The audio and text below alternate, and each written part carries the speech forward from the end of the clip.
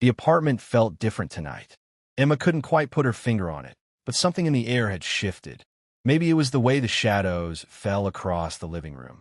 Or maybe it was just her guilt finally catching up with her. She stood in the doorway, watching her husband, Daniel, sit motionless on a couch, his eyes fixed on some invisible point in the distance. 3 months.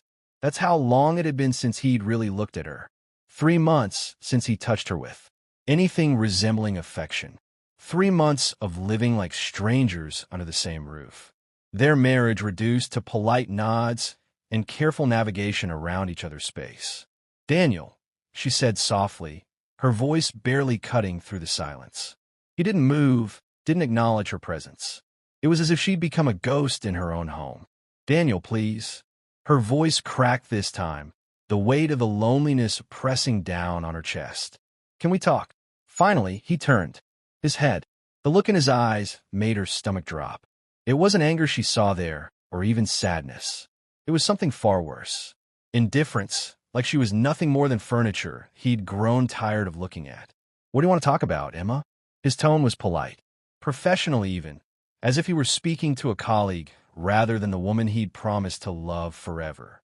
"About us," she said, moving closer, her hands trembling slightly. "About why you've been so distant. Why you don't touch me anymore. Why you barely speak to me. I feel like I'm losing you, and I don't understand why." A bitter smile played at the corners of his mouth. "You don't understand why?" "No, I don't." The words burst out of her desperate and raw. "One day, everything was fine, and then suddenly you just shut down. You moved into the guest room. You stopped kissing me goodbye in the mornings. You look at me like I'm a stranger." "What did I do?" Daniel stood up slowly, setting down the book he hadn't been reading. He walked to the window, his back to her, his shoulders tense beneath his gray sweater. "You really want to have this conversation?" he asked quietly. "Yes, God. Yes. I want to know what's going on. I want to fix this. I want my husband back." He laughed then, a hollow sound that sent chills down her spine. When he turned around, his eyes had changed. The indifference was gone, replaced by something sharp and knowing. "Your husband," he repeated slowly. "That's interesting because for months, I've been wondering if you even remembered you had one." Emma's breath caught in her throat. "What are you talking about?" "Don't," he said, holding up a hand. "Don't insult me by playing dumb. We're past that now." Her heart began to race, a sick feeling spreading through her stomach. "Daniel, how long did you think you could hide it, Emma? Did you think I was stupid? That I wouldn't notice the late nights at work? The way you smiled at your phone when you thought I wasn't looking? The new perfume? The sudden need for privacy with your messages?" The room felt like it was tilting. Emma reached for the back of the couch to steady herself. "I can explain." "Can you?" His voice remained calm, controlled, which somehow made it worse. "Can you explain why my wife has been having an affair for 4 months? Why she's been sharing intimate moments with another man while pretending everything was fine at home? I'm genuinely curious what explanation could possibly make sense of that." Tears spilled down Emma's cheeks. "How did you and did I find out?" Daniel moved to the bookshelf, pulling out a manila folder she'd never seen before. 2 weeks after it started. You left your laptop open. Your messages to him were right there on the screen. "Last night was amazing. I can't stop thinking about you. When can I see you again?" He recited the words with the detachment of someone reading a grocery list. But Emma could see the muscle working in his jaw, the only sign of the pain beneath his. "Cada me exterior. I wanted to confront you right then," he continued. "I wanted to scream, to break things, to demand answers. But I didn't. You want to know why?" Emma couldn't speak. She could barely breathe. "Because I wanted to see what you would do, whether you would come clean, whether guilt would bring you back to me." He opened the folder, revealing printed screenshots, timestamps, evidence of every betrayal meticulously documented. "But you didn't. You just kept going, and kept lying, kept sharing yourself with him while coming home to me like nothing was wrong." "Daniel, please." She moved toward him, but he stepped back. "Don't," he said, his voice finally showing a hint of emotion. "Don't touch me. You lost that right." Emma stood frozen, her mind racing to process what was happening. The folder in Daniel's hands felt like a weapon pointed directly at her heart. She wanted to look away, to run, to disappear, but her feet wouldn't move. "You want to know the worst part, Daniel?" said, his fingers tracing the edge of the folder. It wasn't even the affair itself, though. God knows that hurt enough. It was watching you lie to my face every single day. Watching you play the role of my concerned wife while you were counting down the hours until you could be with him again. It wasn't like that, Emma whispered, knowing even as she said it how hollow it sounded. No. Daniel opened the folder, pulling out a printed screenshot.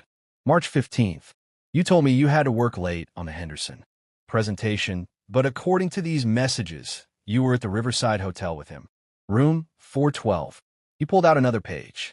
March 22nd. You said you were having drinks with Sarah from accounting, but you were at his apartment, weren't you? Each piece of evidence felt like a physical blow. Emma had been so careful, or so she'd thought. She deleted messages, used private browsing, created elaborate cover stories. But somehow he'd known. He'd known all along. How did you? She started, but her voice trailed off. How? Did I get all this? Daniel's smile was sad. You're not as tech-savvy as you think, Emma. Cloud backups are a wonderful thing. Every message you deleted was right there, synced to your account. Every photo, every plan, every I love you sent him. All saved, all time-stamped, all undeniable.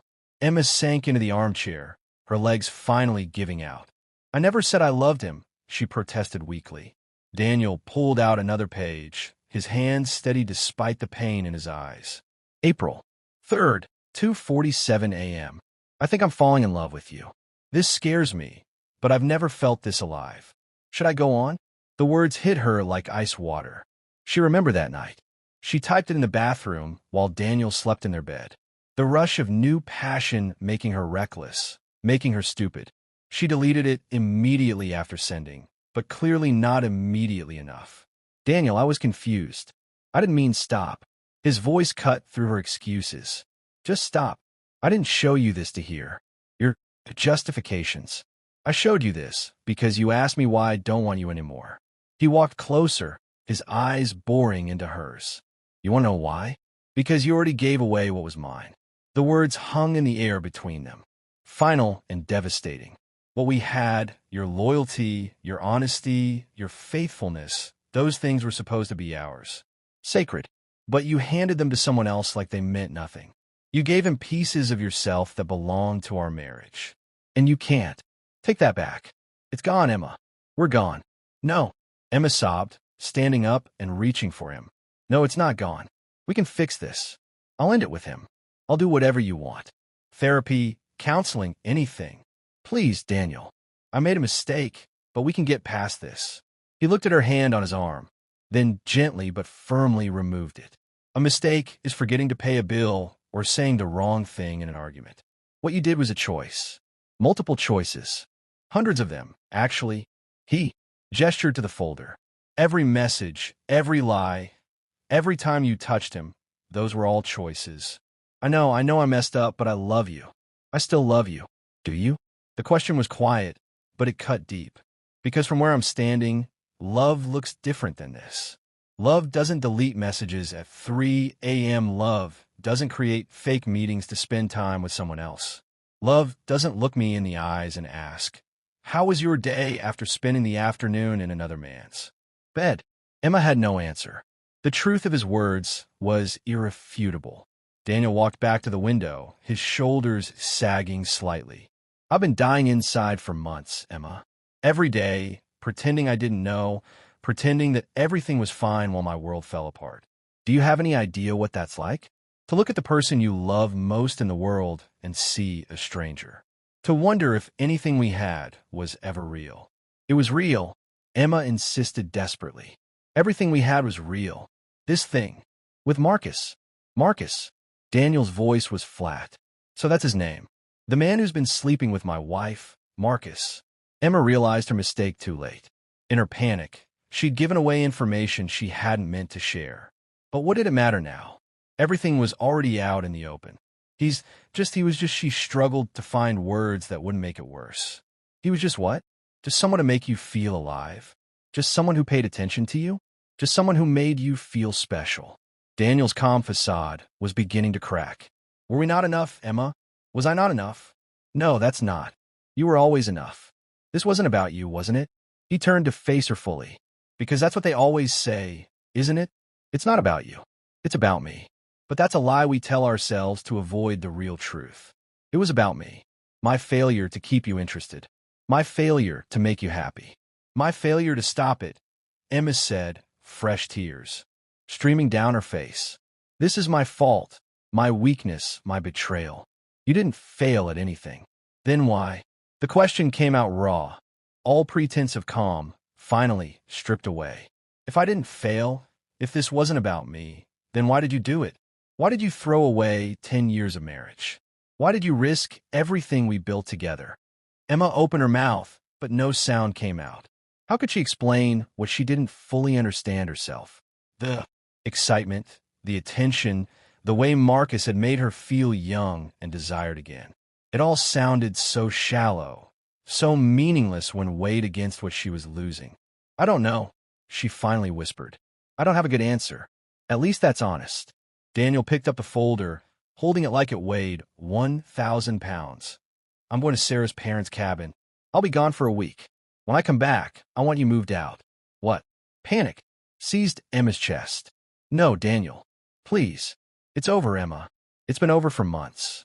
I just needed to hear you say you wanted me. Needed to see if you felt anything at all. And now I have my answer. He walked toward the bedroom, then paused. I hope he was worth it. I really do, because he cost you everything. Emma didn't sleep that night. She couldn't. She lay in the bed she'd shared with Daniel for 10 years, staring at the ceiling as the hours crept past with agonizing slowness. Every creak of the house, every distant sound made her hope he'd come back, that he'd change his mind, that this nightmare would somehow end. But morning came with only silence. She found a note on the kitchen counter written in Daniel's careful handwriting. I've transferred next month's rent to the account. Take whatever furniture you want. Keep the dishes, the photos, whatever means something to you. I just want one thing, the truth. Write it down. Every detail, every moment, every reason why. Leave it on the table when you go. You owe me that much. Emma's hands shook as she read it. The truth. How could she put into words something she barely understood herself? But she owed him that. She owed him so much more. She called in sick to work and sat at the kitchen table with a blank notebook. For hours, she stared at the empty page, pen hovering, trying to figure out where to begin. Finally, she started writing. It started at the company retreat in February. Marcus was the guest speaker from the Chicago office, presenting on digital marketing strategies. We were paired together for a workshop exercise. He was charming, funny, easy to talk to. Nothing happened that day, but he asked for my number to discuss work collaboration. Emma paused, remembering that moment. How innocent it had seemed. How she'd felt a small thrill when her phone lit up with his first text. The messages started casual. Work questions, industry articles, harmless jokes. Then one night, you were asleep, and I was stressed about the product launch. He texted asking how I was doing. We talked for hours. He listened in a way that made me feel seen. I told myself it was just friendship. The words came faster now, a confession pouring out onto the pages. When he came to town for meetings, we met for coffee, then lunch, then dinner. I told you I was with colleagues, which was technically true, but I left out that it was just the two of us. Each time we met, the conversations got deeper, more personal. He told me about his divorce, his loneliness. I told him about feeling invisible, feeling like I'd lost myself in the routine of life. Emma wiped tears from her cheeks, smudging the ink. The first time we kissed was in the parking garage after a dinner that ran too late. I should have pulled away. I should have stopped it, but I didn't. I kissed him back, and in that moment, I felt something I hadn't felt in years. Reckless young desired. I felt like Emma, not just your wife. Not just the woman who paid bills and did laundry and lived the same day over and over. She wrote about the hotel rooms, the lies, the double life she'd constructed with such careful precision. She wrote about the guilt that gnawed at her after each encounter, and the way she'd pushed it down, rationalized it, told herself it didn't mean anything. I convinced myself I could have both. The security of our marriage and the excitement of the affair. I told myself I was compartmentalizing, that what you didn't know couldn't hurt you. I was wrong about everything. By the Afternoon, Emma had filled 20 pages. Her hand cramped. Her eyes burned from crying, but she kept writing. Daniel deserved the truth, no matter how ugly it was. Her phone buzzed. Marcus. Hey, beautiful. Free tonight. Been missing you. Emma stared at the message, feeling nothing but disgust for him, but mostly for herself. She typed back, "It's over. Don't contact me again." Then she blocked his number. It was a small gesture, meaningless in the face of what she destroyed, but it was something. She returned to her writing. I don't know when it would have ended if you hadn't found out. That's the most shameful part. I was so deep in the lie that I might have kept going indefinitely. I had convinced myself it was manageable, sustainable. I see now how insane that sounds. As evening fell, Emma wrote about the moment that afternoon when reality had truly hit her. She'd gone to the bedroom to pack and found herself holding the photo from their wedding day. They looked so young, so hopeful, so completely in love. The woman in that photo would have been horrified by what Emma had become. You ask me why? She wrote. I've been thinking about that all day. The real answer isn't Marcus or feeling neglected or any of the surface reasons. The real answer is that I was selfish and cowardly. I was afraid of getting older, of the routine of marriage, of becoming my mother, comfortable but quietly unhappy. Instead of talking to you about those fears, instead of working on us, I ran towards something that made me feel young again. I chose the easy dopamine hit over the hard work of maintaining what we'd built. Emma filled 30 pages before she finally stopped writing. Her confession was complete, raw, and unfiltered. Every ugly truth, every rationalization, every moment of weakness, all of it laid bare. She walked through the apartment one last time, gathering her things. Most of the furniture they'd bought together, she left. Taking it felt wrong, like stealing. She packed her clothes, her books, a few personal items. Everything else, the life they'd built, she left behind. On her way out, she placed the notebook on the kitchen table, weighted down with her wedding ring. She stood there for a long moment looking at the simple gold band that had meant forever. Now it just looked like a broken promise. Her phone rang. Her mother. Emma let it go to voicemail. She couldn't face explanations, couldn't endure the disappointment in her mother's voice. That would come later. She loaded her car with the few boxes that contained her life and drove to her sister's apartment across town. Jessica answered the door in pajamas, took one look at Emma's face, and pulled her inside without questions. He knows, Emma said simply, and broke down completely. Jessica held her while she sobbed, offering no platitudes, no empty reassurances. They both knew this wasn't something that could be fixed with kind words and ice cream. What are you going to do? Jessica finally asked when Emma's tears had slowed. I don't know, Emma admitted. Find an apartment. Figure out divorce lawyers. Try to survive this. Do you love him, Daniel? The question hit Emma like a physical blow. Yes, God. Yes. I love him so much. I think I always have. I lost sight of it. I got bored and stupid and selfish, and now I've destroyed the best thing in my life. Have you tried talking to him? Really talking? Maybe. There's no maybe. Emma cut her off gently. You didn't see his eyes, Jess. He's done, and he should be. I don't deserve another chance. I don't deserve his forgiveness. I just have to figure out how to live with what I've done. That night, lying on Jessica's couch, Emma couldn't stop replaying the last 3 months. All the signs she'd missed, or more accurately, ignored. The way Daniel had gradually withdrawn, his smiles becoming less frequent, his touches less warm. She'd attributed it to work stress, to the normal ebb and flow of a long marriage. She'd never considered that he knew that he was quietly suffering while she continued her betrayal. The cruelty of it took her breath away. How must he have felt watching her get ready for her work events, knowing exactly where she was really going? How had he maintained that calm facade when his world was falling apart? Emma realized she didn't really know her husband at all. She thought she'd married someone who would yell, who would fight, who would confront her immediately. Instead, she'd married someone with a quiet strength that made him step back, observe, and make calculated decisions. Someone who loved her enough to hope she'd come back to him, but respected himself enough to let her go when she didn't. She'd underestimated him in every possible way, and now she'd lost him.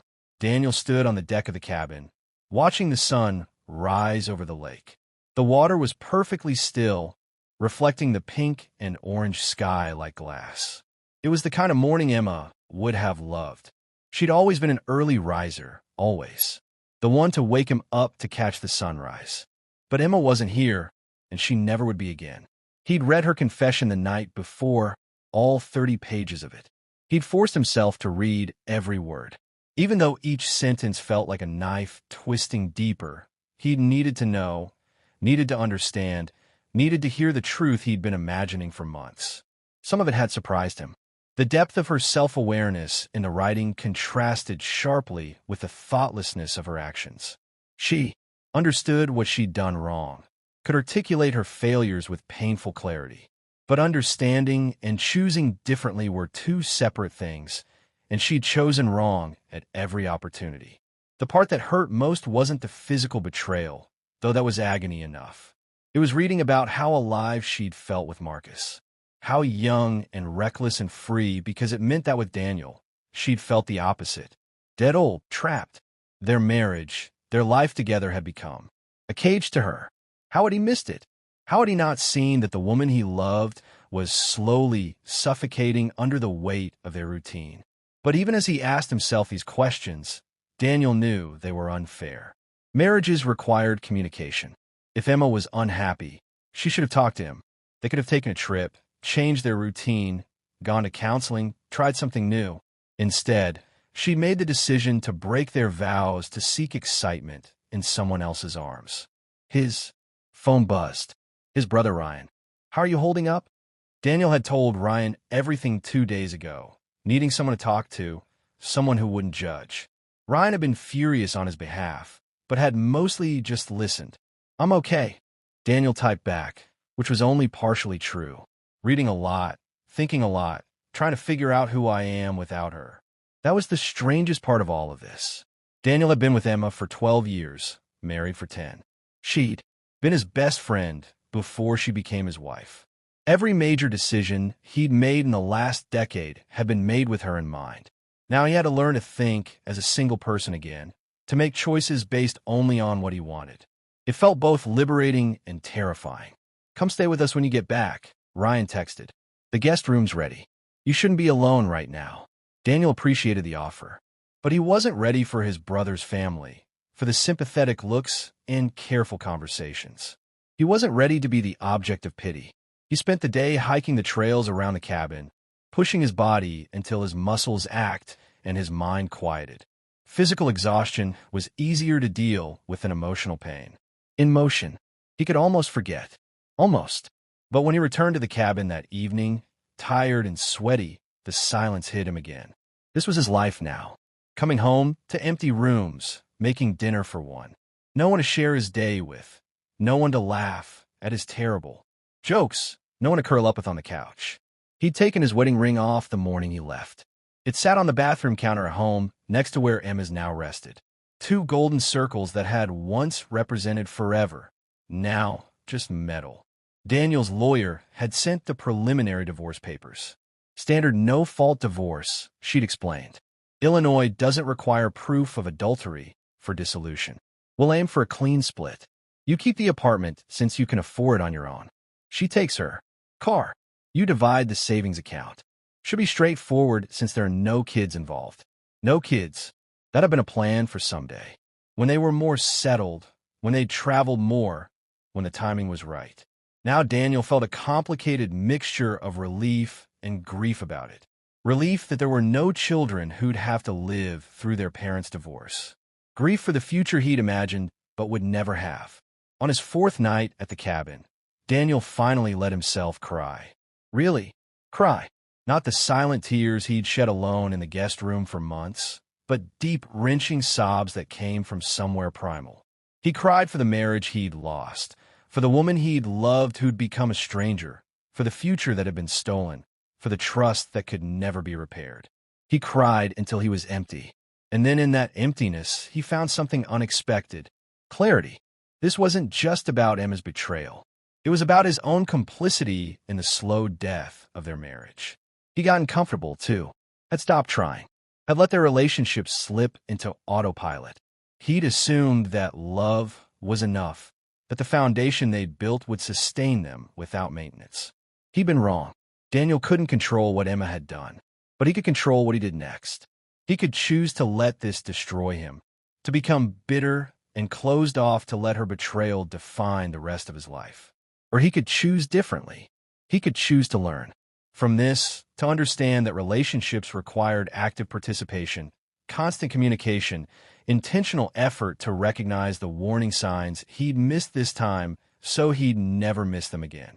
To emerge from this, not as a victim, but as someone who'd survived something terrible and come out stronger.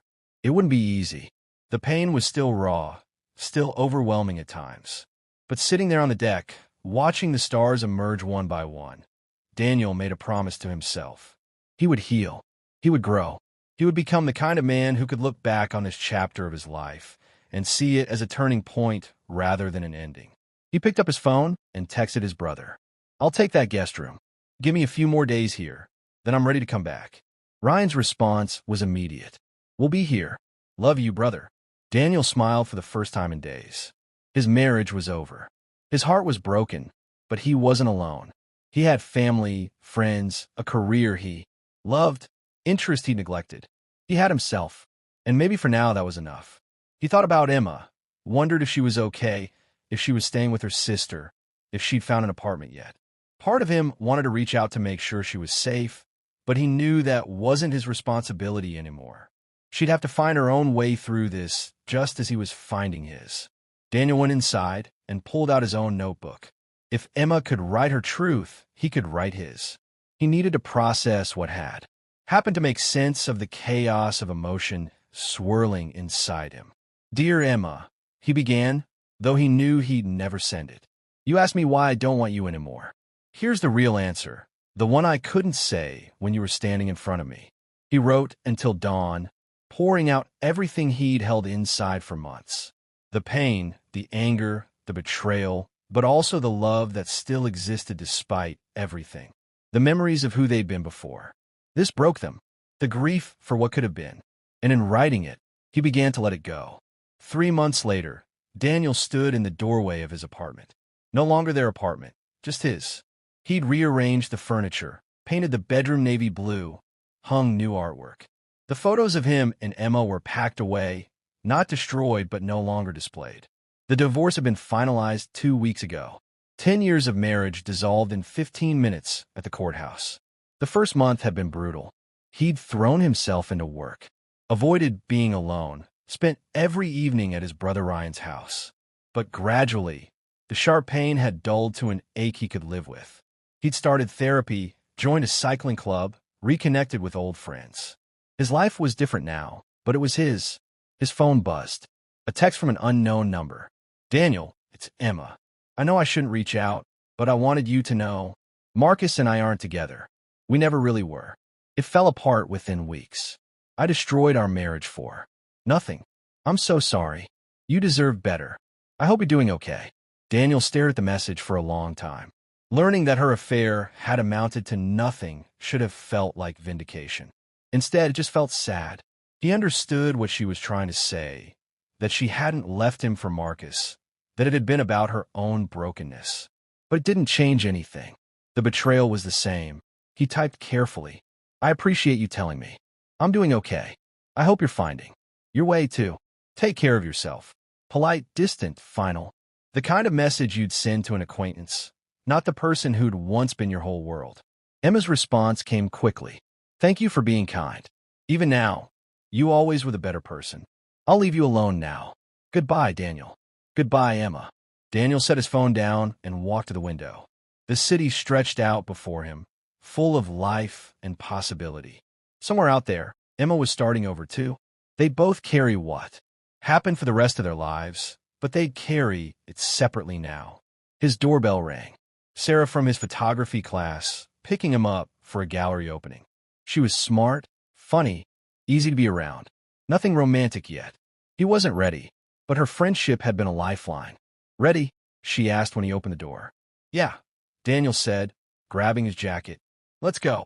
As they drove downtown, Sarah asked about his weekend plans. Daniel realized he had options. A cycling trip, Ryan's birthday party, a photography workshop. His life wasn't empty anymore. It was different, but it was full. At the gallery, surrounded by stunning black and white photographs, Daniel felt something shift inside him. Not closure, grief didn't end cleanly, but acceptance. He could acknowledge that his marriage had been real and meaningful, even though it ended badly. He'd loved Emma deeply while recognizing she'd been capable of tremendous cruelty. He thought about his words to her that night. "You already gave away what was mine." It was true. She'd given away trust, intimacy, the belief they were a team. Those things were gone forever, but she hadn't taken everything. She hadn't taken his capacity to love again, his ability to trust someday, his sense of self-worth. Those things he protected and somehow kept intact. Emma had broken his heart, but she hadn't broken him. There was a difference.